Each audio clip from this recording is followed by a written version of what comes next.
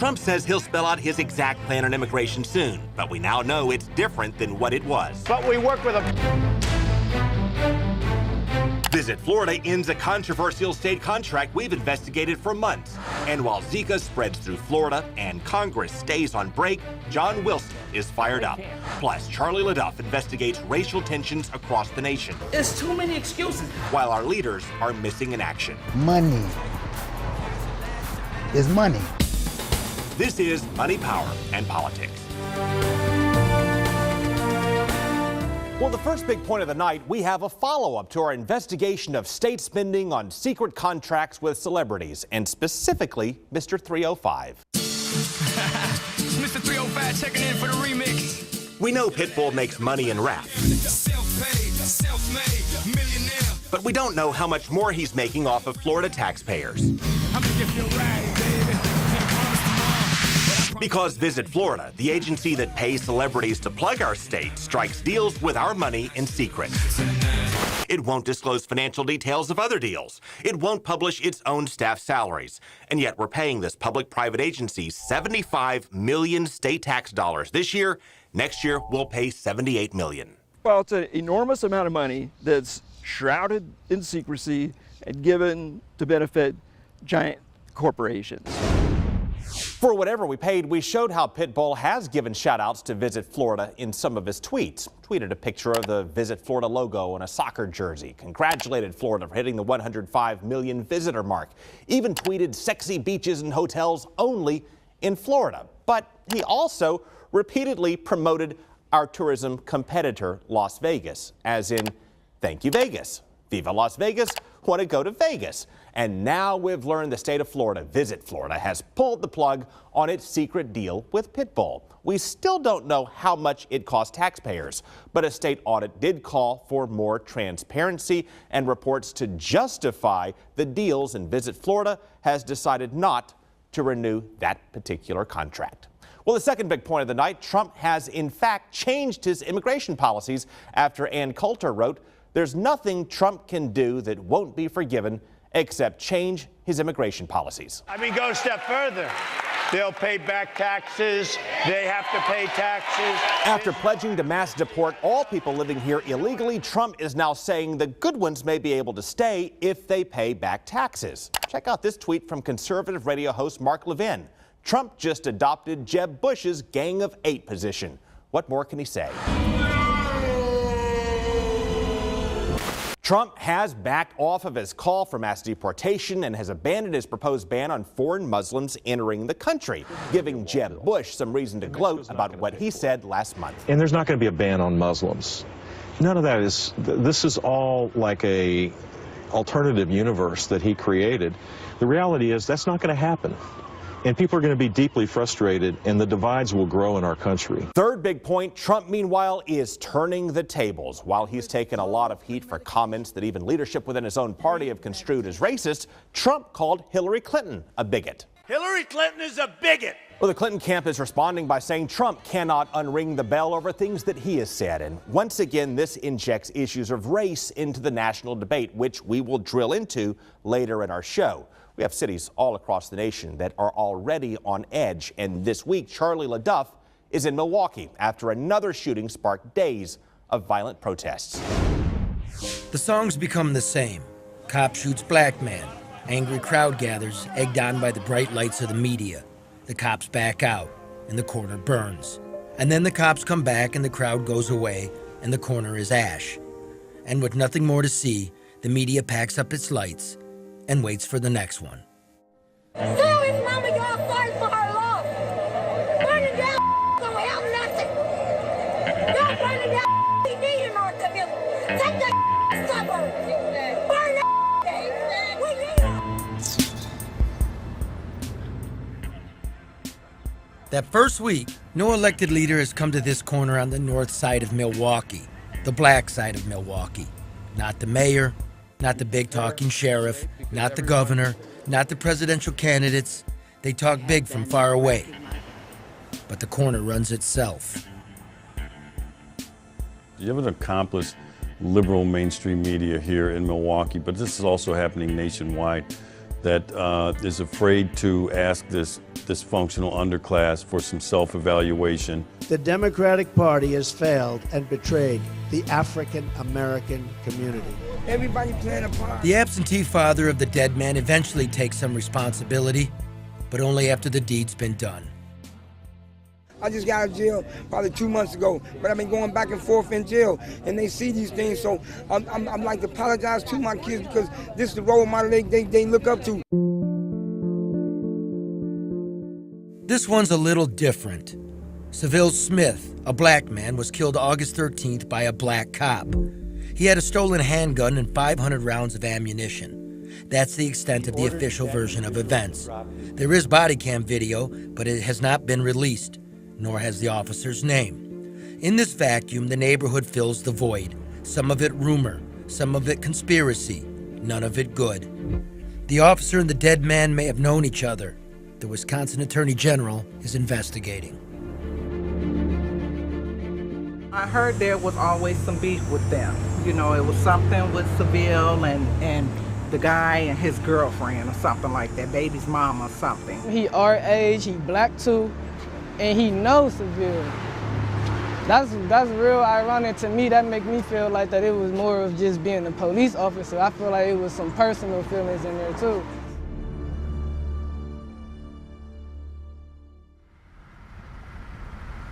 Around here, you might say, the true City Hall is located on Burley Street, just down the way from the gas station rubble. The Faux Show Barbershop. And if you had to actually be here in the city to see it unfold, because like I said, it was peaceful at first, until the police got to deploying out, till the news got to keep it on the news 24 hours. Now it's like, oh, okay, hey, get up here. Hey, come on, dog, come up here. Hey, we up here at Sherman Park. And the lights are out. It's lights, man. Cameras, action. We on the news. Let's get it. We never had this much attention in Milwaukee. We never had anybody look at us. We've been having killings. We've been having cop killings. Never had this. You got kids who mama never graduated high school, but never had a job past 10 years. They want some kind of recognition. Want to be seen, want to be heard. Yeah, we need help. We need help in Sherman Park. Every community around the country need help because they putting all the money downtown in those shiny, big giant buildings they're building downtown. They're employing people, but they're not my color. They're not me. Now you got kids that's out here with no fathers because they got took out the house because of the government programs. Okay, to get benefits. That's during the Kennedy administration. Right. So now they decided to leave the house in exchange for the No. She said thank you, right? Right? No. That ain't true. I'm talking about, I ain't even stepping in this. But us black people, we got so many excuses of why this is happening and why this is going on and why this is this. But the real fact is take responsibility. It's jobs out here, go find them. Go find them. I was a single mama. I work every damn day. I take care of all my children. I don't need a man to do what I gotta do. It's too many excuses. Running that up over there, man, listen, it starts at home. Mama, daddy, if it's just one of you, take responsibility. Snatch your damn kid up and let them know this ain't what it is. This ain't how I take care of you. Get it together. Black and white and blue. We've got a problem in America, that's for sure. The corner's on fire. But we've always had problems in America. Today, it's more than just black versus white, says the barber on Burley Street. The bigger problem, he says, is green. Money is money. Money is the answer to all things. And there's none here. There's none here. You'll find much more of Charlie's travels on our YouTube channel. Search for Craig Patrick's Money, Power, and Politics, subscribe to our channel, and follow along. You'll also find satire and humor segments and hard news investigations you may have missed. Coming up, as Zika has spread into Tampa Bay and Congress has failed to act, John Wilson gives them what for on his view. And we have a new plan to help people swamped in college debt.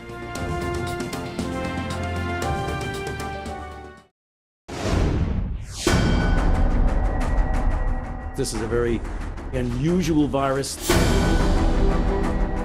Zika causes severe birth defects, and mosquitoes spread it into Florida. Then we learned this week of the first locally transmitted case in Tampa Bay.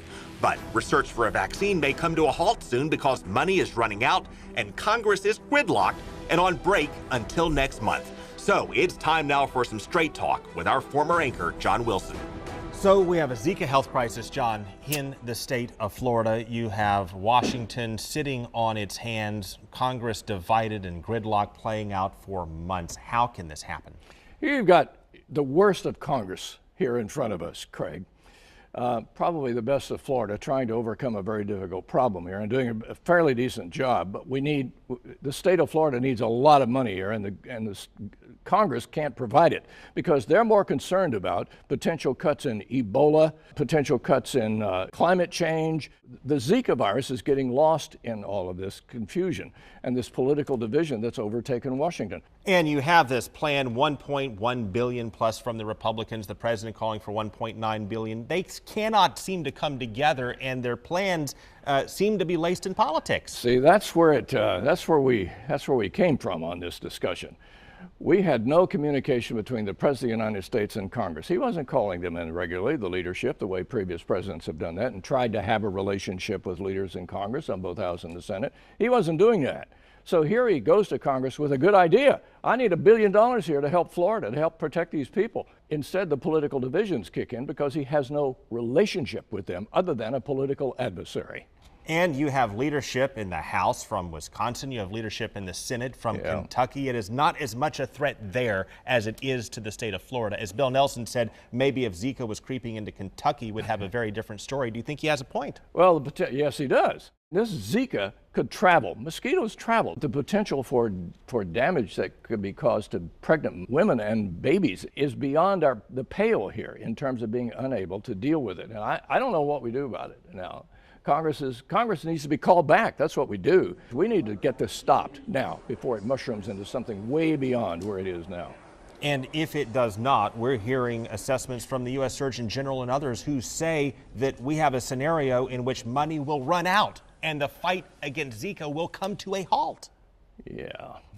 What does that tell you about our priorities? We've got people priorities over here, and we've got personal projects that are underway in Congress. That's why we're all politically divided now. We can't get focused on emergency subjects, one of which is Zika. Where do we go from here?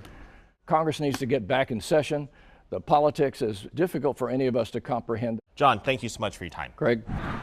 Of course, we're also watching this storm, which could deliver a lot of rain somewhere next week. That could help breed more mosquitoes and hamper our fight against Zika. And it could also affect the results of next week's primary. Well, of course, we're watching the storm, which could deliver a lot of rain somewhere next week, and that could help breed more mosquitoes and hamper our fight against Zika. And it could affect the results of next week's primary. And that's the first big question for our pollster, Matt Towery. Matt, could weather shake up the odds in some of these races? Wet weather could, particularly we don't know which direction this storm is going to go, although it looks like it would be headed to the East Coast. If it were to hit right around the election day, it could suppress some of the turnout. In fact, obviously, if you have a major storm, it could really suppress turnout. Then you'd be relying on early votes to decide the race, and that would maybe inure to the benefit of a challenger. I don't know. We'll have to wait and see. But when you have something of this level, if it really turned in, let's say, to a tropical storm beyond that, even a hurricane, once it got into the Gulf Stream, well, I mean, goodness, it could have a tremendous effect on the outcome, because whenever you have a lower turnout, you have a greater opportunity for there to be upsets. Okay, Matt, let's move over to the national race. You have national polls now showing one of them, Clinton and Trump are tied. That's the LA Times. Then you've got Quinnipiac showing Clinton is up by 10 points. What is up with that kind of swing? Well, the pollsters are using different type of methodologies. That LA Times poll is sort of a panel that they go back to every week, and that has continually shown the race to be very tight.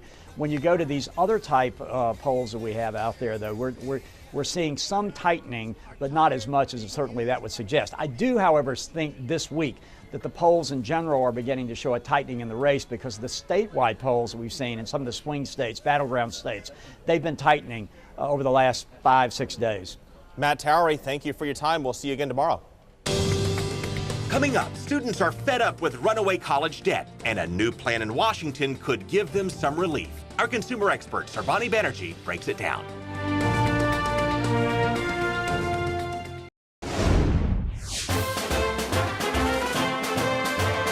On just about any college campus, you'll hear the same story over and over. We have to work extra hard. I work 35 hours a week. You just gotta pay. You gotta keep paying.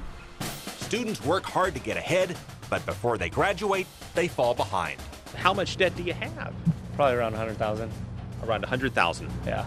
It just sucks you in. I might be in a hole for at least when I'm 60, 70. Yeah, and Sarbani, those are just a couple of flashbacks from students we spoke to a while back. Many others stuck in the same boat. What is the scope and the depth right now of the load of student debt across the nation? You know, there was a survey recently, and of all of the people who responded, 3,000 responded, and they said that they were unable to buy a home because of their student loan debt. And that's important because that, of course, affects the overall economy. Craig, it was 71% of them who said that they could not afford a home because they needed to pay off their student loans. And if you're wondering what's driving the Bernie Sanders movement, for example, that is a big part of it. Free college for all because so many are mired in debt up to their eyeballs and beyond. Across the country, the average debt that a recent graduate was holding was about $35,000. Here in Florida, a little bit better off, $25,000. But still, if that is what you owe, how could you possibly turn around and put $25,000 down on a house? You don't have it. You're not starting from a 0 point. You're starting from in the hole. So then riddle me this. What do we do about it? That's the question. Representative Kathy Castor, she met with a couple of student leaders and some real estate agents here in Florida this past week, and she asked the question, why can't we refinance? She asked the question, why can't we refinance student loans? We can refinance credit card debt, right? We can refinance a loan on your home, a loan on your car, a loan on your pool, or a boat. So you take advantage of a lower interest rate and save some money. Doesn't solve the problem for many, but helps along the way. What are the chances, though, this may actually pass through Congress? If it happened, she's saying that it would return $70 billion to American families, and that in turn would then be the injection that the local economy, particularly the housing industry, needs. Sarbani, thank you so much for your time. Coming up, the headlines you'll see tomorrow morning and our take on the war of words between Clinton and Trump.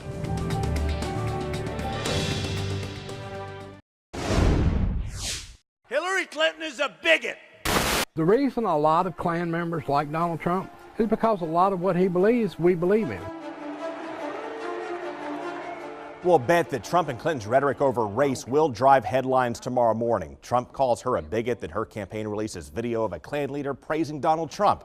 Well, the Trump camp says that took the race to a disgusting new low. But from here, look for much more back and forth over that so-called alt-right. Clinton is trying to brand Donald Trump as dangerous, and Trump is trying to do the same thing to Hillary Clinton. And her email controversy is getting more and more traction in the national press. And this is all brewing just as we close in on Labor Day, when more voters key into the race. So this is a turning point, and we'll map out a new forecast tomorrow night with Matt Towery, and we'll put the candidates to the test before Florida's primary on Tuesday.